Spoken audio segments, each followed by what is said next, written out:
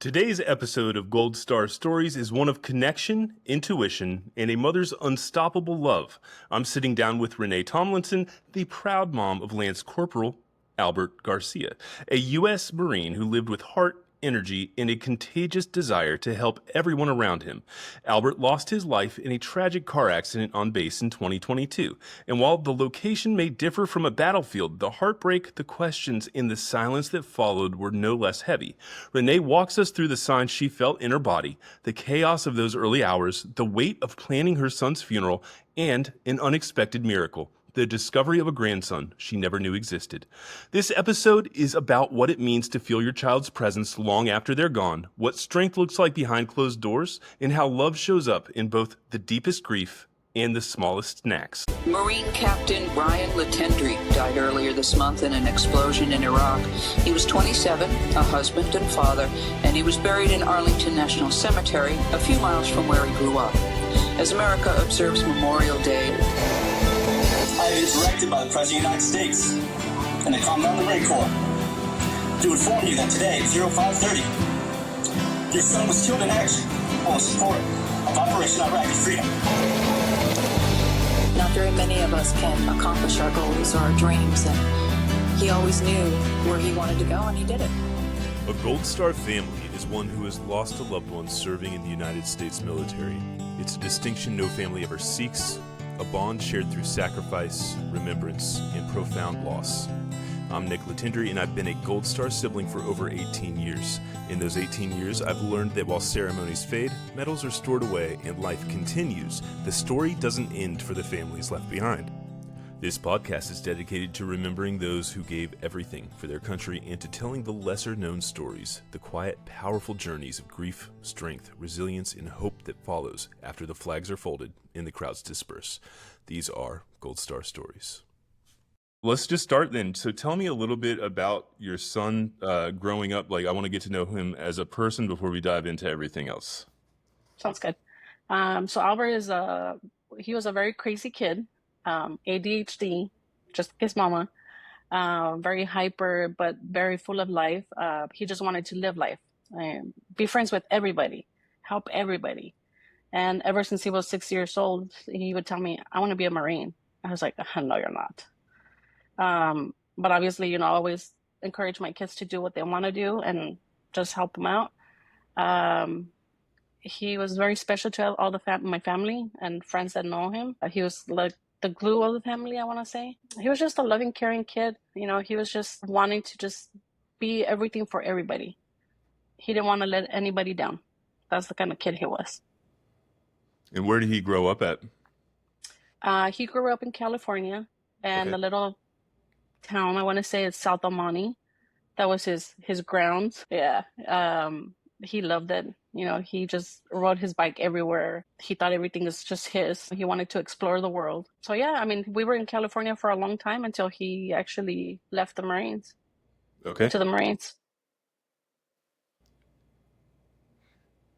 Did he have any siblings? He did. He has my daughter. She is now 19. And my youngest son, he is 13. It's a boy. So 2 siblings. And then from his side of dad's side, he has 3 daughters. Okay. So 3 other sisters. Yeah. Were they all younger than him? Yes, they were. Okay, so he was the oldest of everybody. Correct. So that had a pretty big effect on everybody then when that came through. What was the age gap of siblings? So my daughter and him were about, 6-7 years maybe. Okay. Were they But close? you couldn't tell. They were so close. That's awesome. It was like they were twins. So he went to Lejeune. And how long was he in the Marine Corps? He was in the Marine Corps for about 5 years, 6 years, I want to say. Okay, and what was he doing in the Marine Corps? He used to, I want to say hazmat. He was in the LAR. He did, what he would tell me is like, I would say a tank. And he's like, it's not a tank, Mom. I said, well, I don't know what it is, but it's a tank to me. He was very happy to say that, I'm the one that drives this thing, and I get to sleep in it because, I have to make sure that I'm ready to go out at all times. He was very proud of what he did in there. He had a love-hate relationship like most military people do, but at the end of the day, he enjoyed what he did. He just loved it. So tell me a little bit about what happened with him. And you have a unique story because I haven't interviewed anybody that had it, I guess, in the States, and how I don't know how all of that works out, like the entire process. I'm not sure if it changes, if it's, Mm-hmm. the same. So I'd love to dive into that a little bit and just kind of find out what happened. Sure. So it was June 18 of 2022, like any regular weekend for anybody else other than us. But I had a strange feeling because my son and I were very close. We communicated like I can't explain it. It's something that we had a very close relationship. He knew I was there for him at all times. And it just felt weird that day, even my daughter went to work and I asked her, I said, have you heard from your brother? Because we're always in contact. She said, no, mom, I haven't heard from him and it's weird. And she's like, let me message him. And then she did, nothing went through. And she checked his location and she's like, mom, he's at the base. I can see him, he's there. She's like, is everything okay? And I said, yeah, it's fine. It's me, I'm just worrying. But that morning, around 2:30 in the morning, I woke up with a horrible, like, heartache. It was almost like anxiety, but it wasn't because I could recognize it. And I sat up on my bed and I was holding onto my chest, thinking, like, well, what is this feeling? Like, what am I feeling? And I started praying, and I was like, God, if this is anxiety, just take care of it. I didn't go to sleep until like 4 in the morning. And then I woke up, couldn't sleep anymore, went up on my day, started baking, doing my things. And then it was around 2:30 in the afternoon. I get a call from a Marine, and I saw the number. It says United States Marines and her name. So I was like, oh my God, what is that?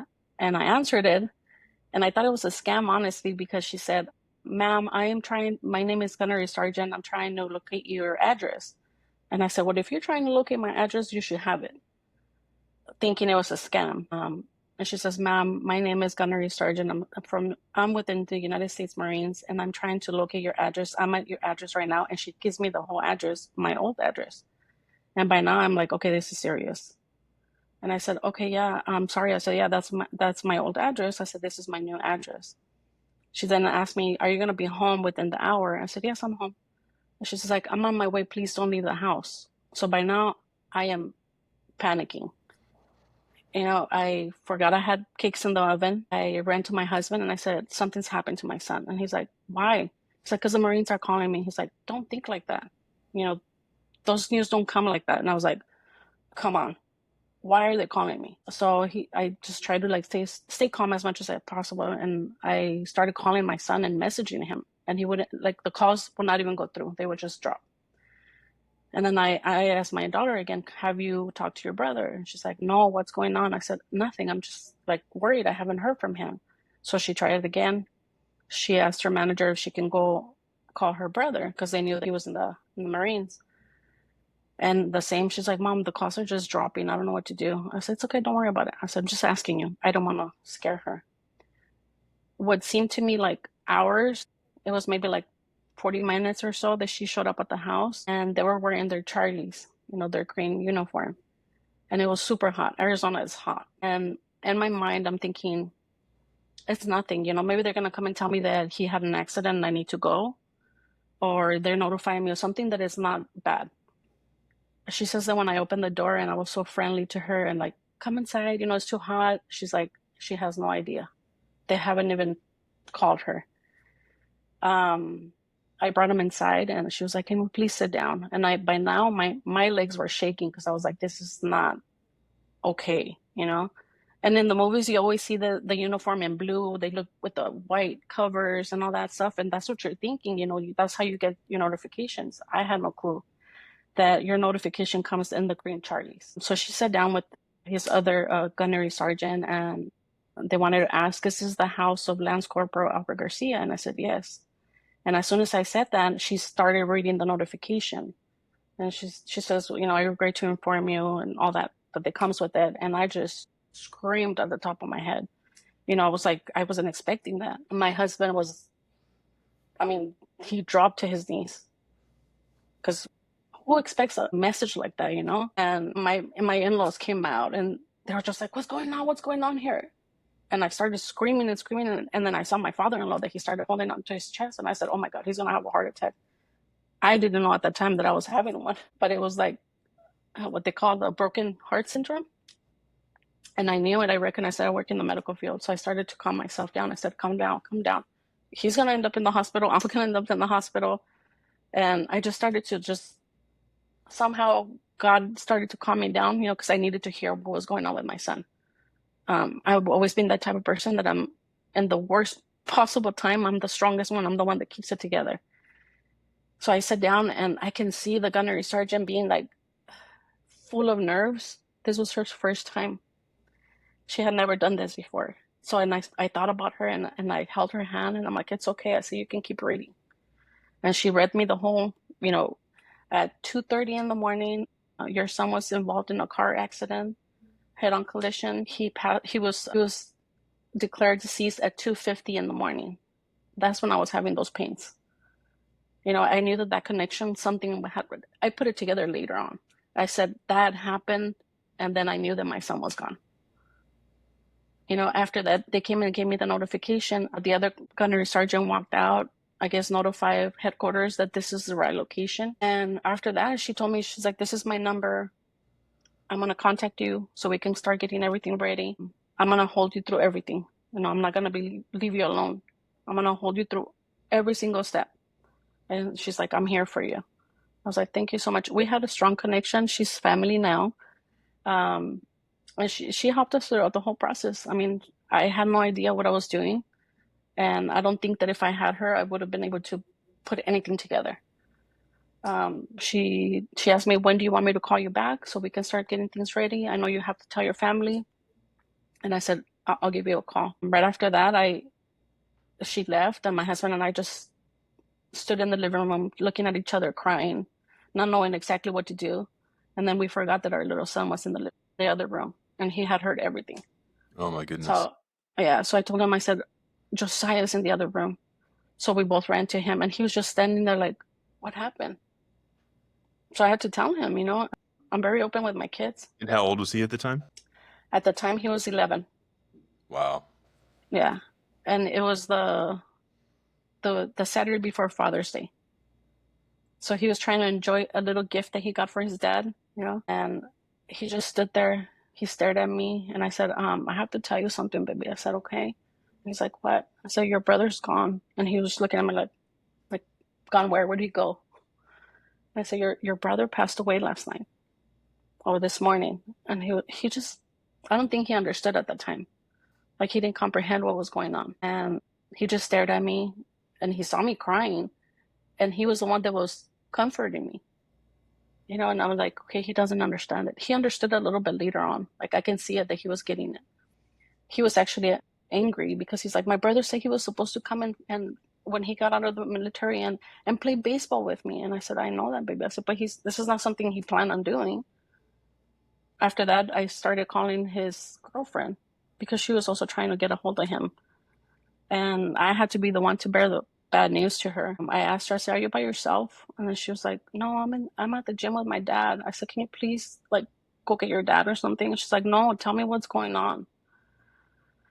And I told her, I said, I'm sorry to tell you this. I said, this is not how I wanted to meet you.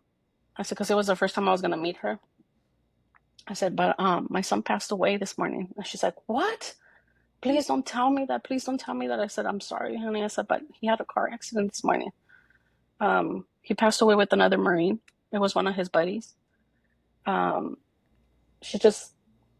She didn't want to hear it. I can hear her. She was crying, shaking. And she's like, I'm going to let you go. I got to go get my dad. She left after that. And then I called my sister because I was like, I need to tell my sister and my family are in California. And when I called her, I asked her, I said, are you home? And she's like, no, I'm actually at my mom's. And that was my main concern because my mom, that's her baby. It was her golden boy. That's what she used to call him. And I said, sister, I couldn't even find words to calm myself down. I said, my son passed away. And I started screaming. And she's like, what? What are you talking about? Stop. Don't tell me those things. And she's like, are you kidding me? And I'm like, no, man, I'm not. I'm sorry. I said, I don't want to scare you. I said, but I just had the Marines come to my house and tell me this. And I can hear the commotion in the back of in the back of her house. Her kids were like, "What's going on? What's going on?" Because they were all getting together to go out with my mom to take her out to dinner. They were waiting for my mom. My mom didn't get there for almost like an hour. And then when she got there, there's a thing when Hispanics get together for no reason, they ask who died. And that's what my mom did when she walked in. She's like, "Who died?" And then she thought of my brother. She's like, "Is your brother okay? Did he pass away? Or what happened to him?" And my sister told her. My mom went crazy. Like, she could not believe this. She's like, "You're lying to me. You're lying to me." So they had to call the paramedics for her because she got really bad. And they told her, "You need to go to the hospital. Your blood pressure is super high. Your heart is not doing okay." And she's like, "I'm not going anywhere. I'm going with my daughter. I'm going to go see my daughter." By this, my sister started telling people and family and getting everybody together. They drove from California straight on here. They didn't make it here until like maybe the next day in the morning. By then, I believe like most of my family here in Arizona knew already. They came to my house to make sure that we were okay. Pretty much everybody remembers Father's Day as a day that is not a good day for anybody.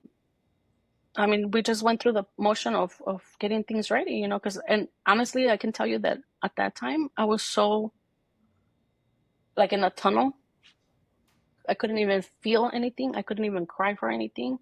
I was just like, just going forward. That's all I can think about. And I can hear my son, "You can do this, Mom. You can do this. Come on, do it, do it, do it." I had to do...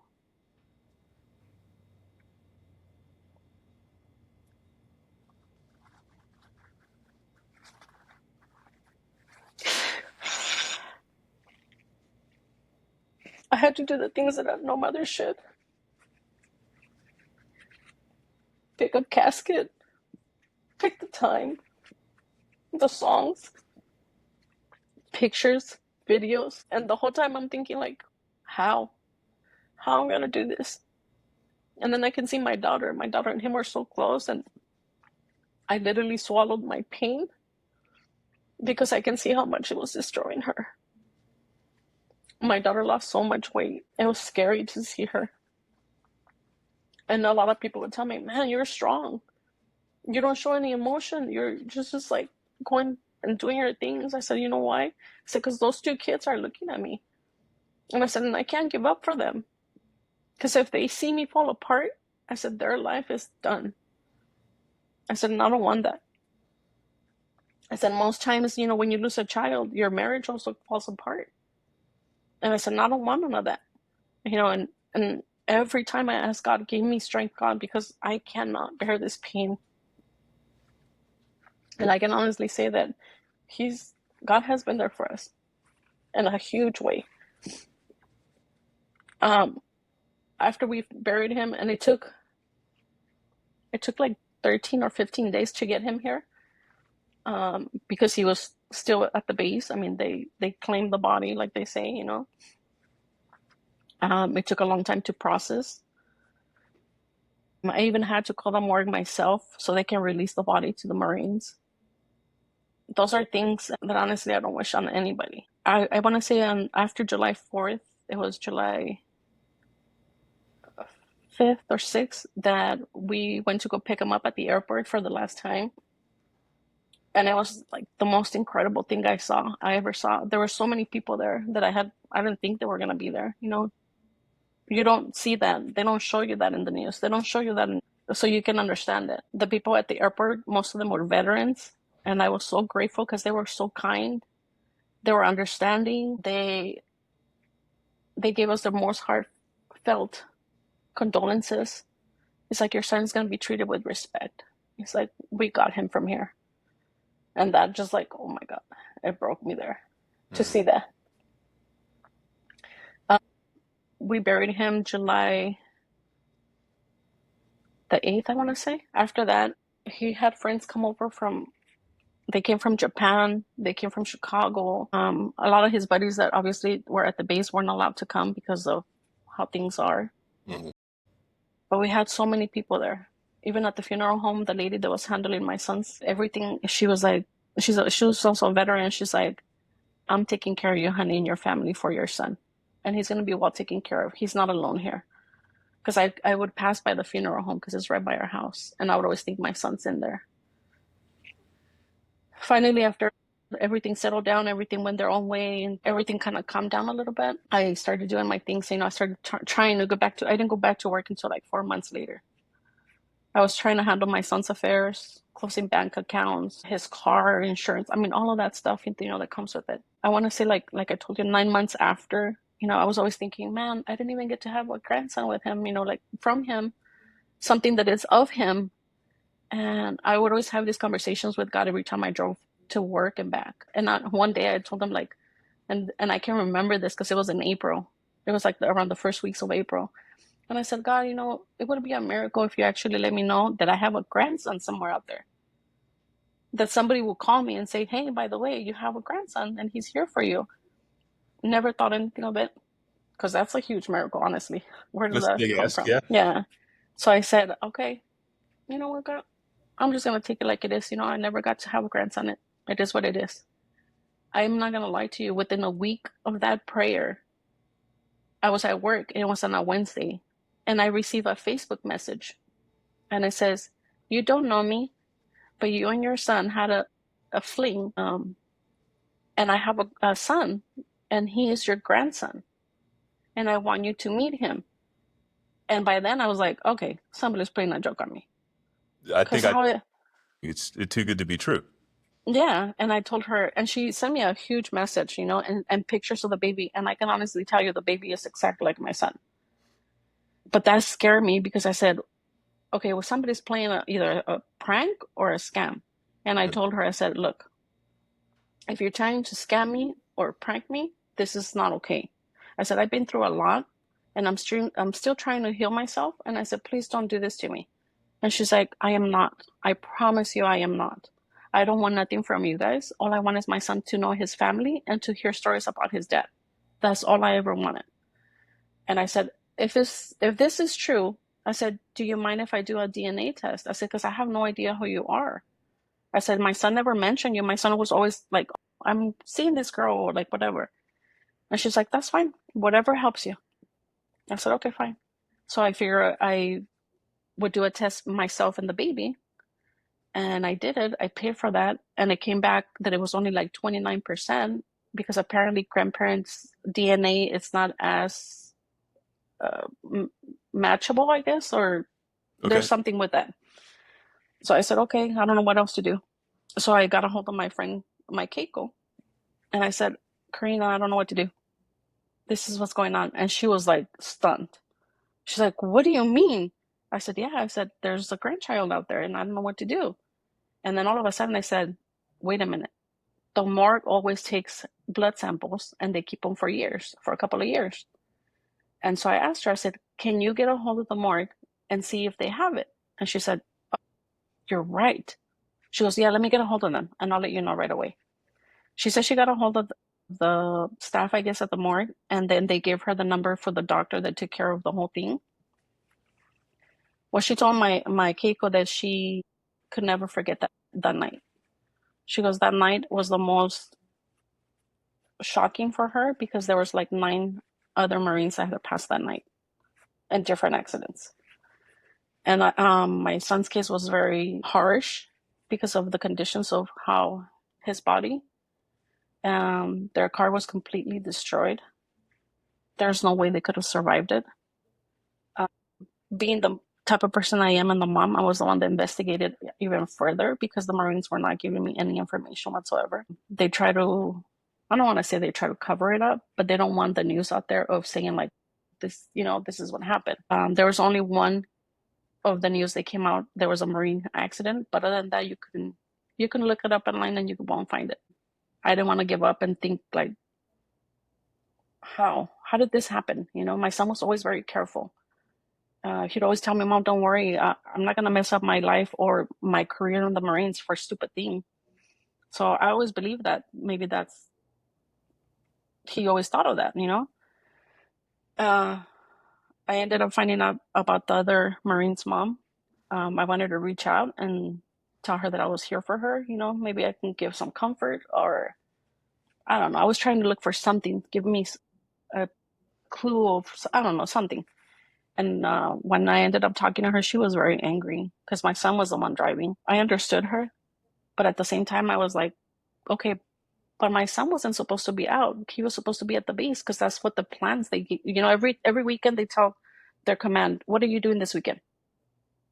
I'm going here and here and there, and they write it down. So because they changed their mind about what they were doing, his friend asked him, hey, go with me because I want to go with my girlfriend to, I don't know, some place, dancing place. So my son ended up going that night, and he was supposed to stay at the base.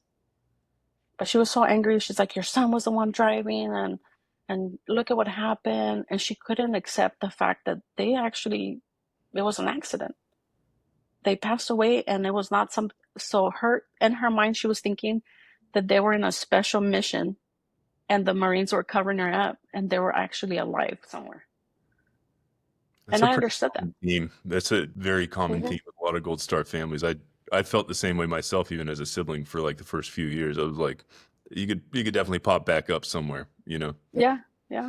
She said, how about if when they crashed, their bodies flew out of the car and they ran because they didn't want to be found? And I'm thinking, like, how are you thinking this? And then in her anger and despair, if you want to call it, she told me, did you see the car? Did you see what happened to your son's car? And I was like, no, I haven't. Nobody has told me anything. I haven't been able to find anything. And she sends me the pictures. Oh. Because one of their friends was with them at the time. And I guess the accident happened as soon as they had left the restaurant. So they followed them. They crashed into a wall. So in North Carolina, there's long streets like this. And there's a street that goes this way. You can either go right or left. There's no lights. There's nothing that says there's a wall. So obviously they never saw it. They just went straight ahead. When I saw those pictures, I told myself, there's no way that if my son survived this, he would have wanted to be alive. And it was some kind of way of comforting myself to think, why would you want your son to be alive if he was going to be either paralyzed for life or a vegetable? Who knows? I was just like, I don't know. It was just like God telling me there's just a reason for why things happen. And I got it. Being Christian, I believe that my son is in a better place, but it doesn't still let you not feel the pain that they're no longer here.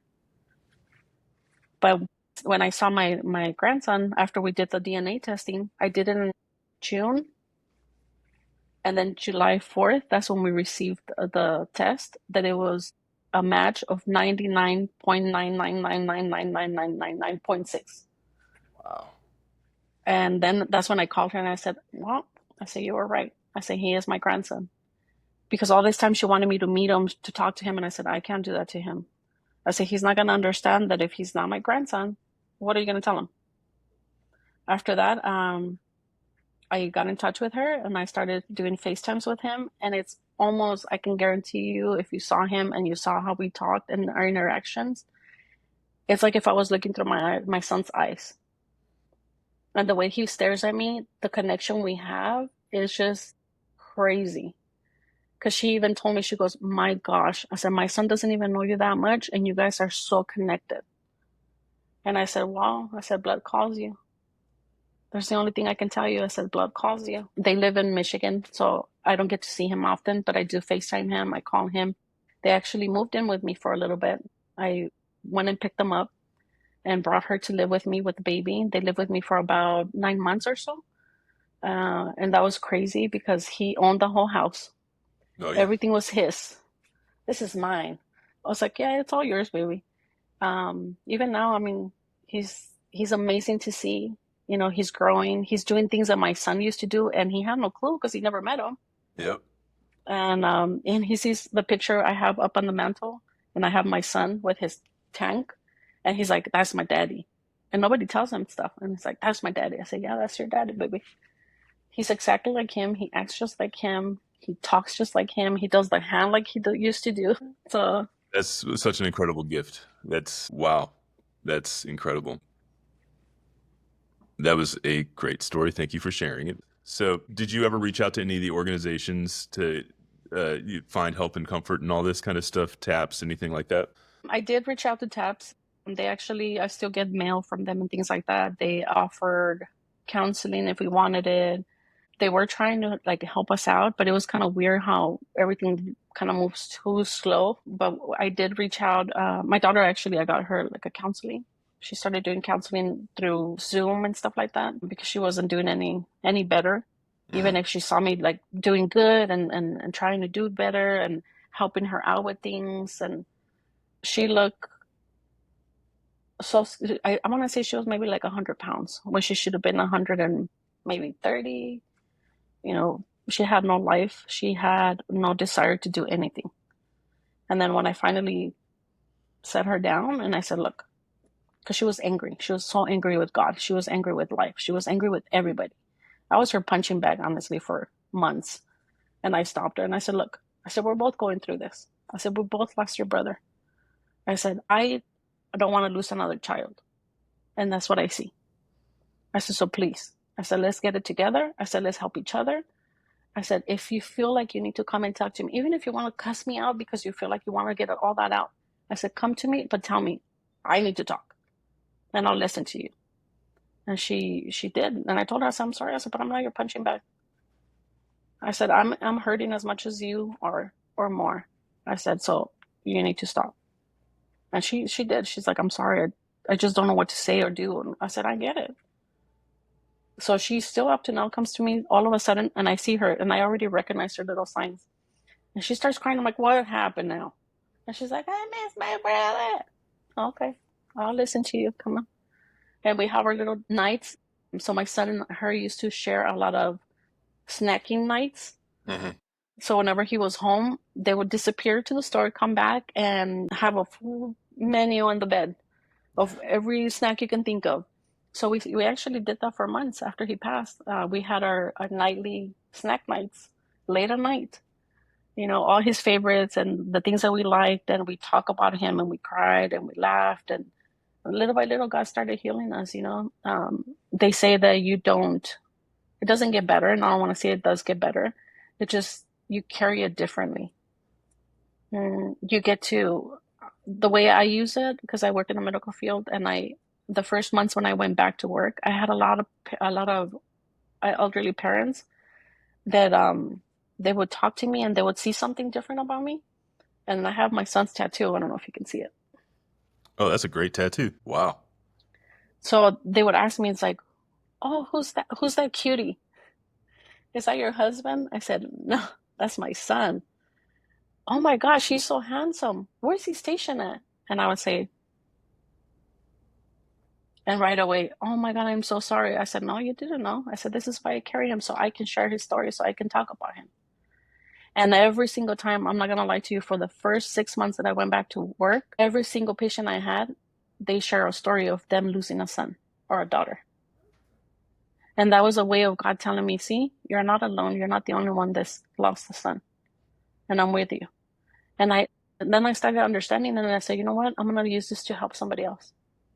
So I always share my story if they let me, or if they ask me, I share my story. And I've had patients who've been like beyond depressed because of like the minus little things. And when I tell them my story, they're like, how are you still here? How are you still going, you know, and doing everything you have to do and taking care of your kids? I said, by the grace of God, because honestly, it's not by me. And I want to say that this is why God allows things to happen for a reason, I want to say.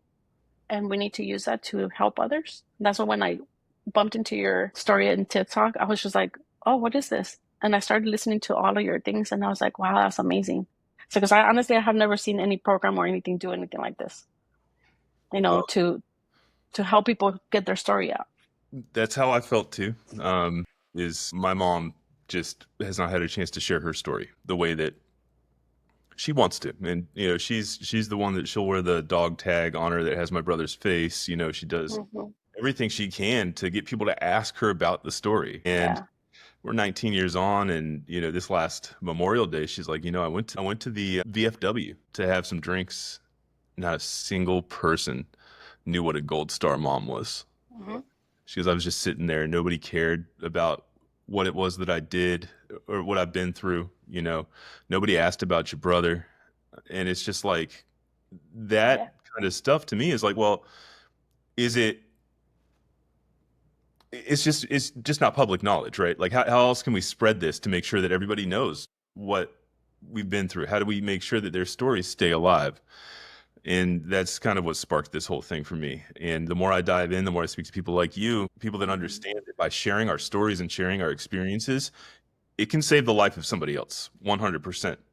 Yeah. Knowing that you're not walking this path alone sometimes is all you need, right? To know that you're not, somebody else has been through it, they've come out the other side. And they're carrying it in their heart, but they're still able to, live their life and make good from it. So that is my ultimate goal with this. It has been so much more challenging than I expected it to be, as far as getting people to assist or be part of the interviews. But I feel like it's one of those things that I just can't give up on. There's no timeline to it. You know what I mean? I don't have to. At one point, I was like, I got to push out a bunch at one time, but I still have to be able to feed my family and stuff like that too. Yeah. We just got to take our time with it and just, go where we can. So I'm glad that you appreciate it. And if you know anybody else that is willing to share a story, obviously I'm happy to hear it. We have no boundaries. I've had people reach out and be like, oh, you probably don't want to hear my story because it's different than this or it's different than that. It's like, no, I absolutely do. A loss is a loss. Everybody has a story to tell. And there is, beauty in every story. That you finding your grandson is absolutely astounding. That is incredible.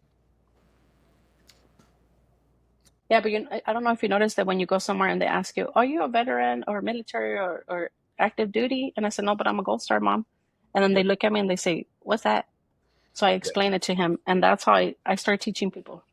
That is one of my goals, is just to, I stopped for a long time doing that because I got so exhausted of explaining it. There was a good amount of time that I just didn't want to have anything to do with it anymore because it seemed like nobody cared.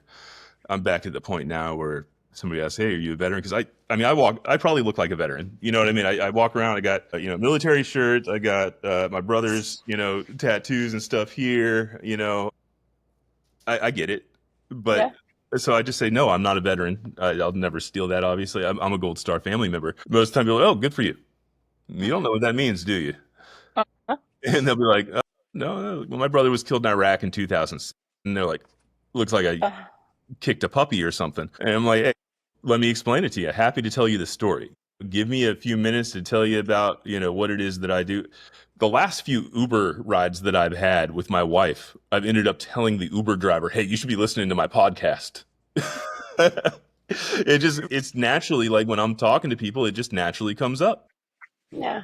And to me, it's my way of making sure that everybody has this preserved. And it's one more person that will forever remember what a Gold Star family is.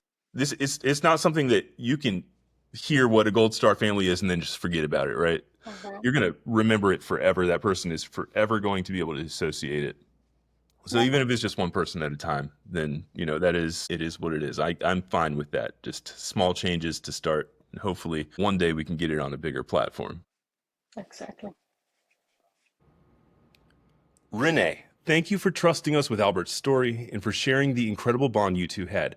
From his childhood dreams of becoming a Marine to the way your family now honors his memory, you've shown us the kind of love that doesn't end. It just evolves. If you're listening to this and feeling moved, please help us keep these stories alive. Say Albert's name, share his story, and remind the world that not all heroes fall on foreign soil. Some are lost right here at home, and their families still carry the weight. You can support more stories like Renee's by visiting goldstarsstoriesusa.com or donating at buymeacoffee.com/goldstarstories. Every bit helps us continue to honor these lives. And now, as we always do, we raise a glass. To Lance Corporal Albert Garcia, a boy who dreamed of the Marines at 6 years old and never let go of that vision. A young man who lit up every room with his energy, made his family proud, and left an imprint that didn't end with his passing. Albert, you were the glue of your family, the one who made people laugh, who took care of others, who lived life fully and on your own terms. You served with pride. You died too soon, and the system may not have known how to process that. But your mom, your siblings, your family, and now your son, they carry you forward. Your mom felt you leave this world before anyone told her. That's a bond no distance, no uniform, no policy can break. And now, through a miracle none of us expected, your legacy continues through your son, who walks like you, laughs like you, and stares at your pictures like he already knows who you are. Here's to you, Albert. You are more than a Marine. You are a son, a brother, a father, and a reminder that connection never dies. Say their name, Lance Corporal Albert Garcia. A special thank you to our Gold Star Story supporters Terry Mullins, Danielle Metal, Jackie Mullins, June Latendry, Edie Howard, Bob and Pat Scott, Mary Jo Stoy, Helen Krupp, Georgia Franco, Jess Miller, and Aaron Peck. You can support our work at goldstarStoriesUSA.com or buymeacoffee.com/goldstarstories. Every bit helps us keep the mic on for families like Renee's. Until next time, look after your people.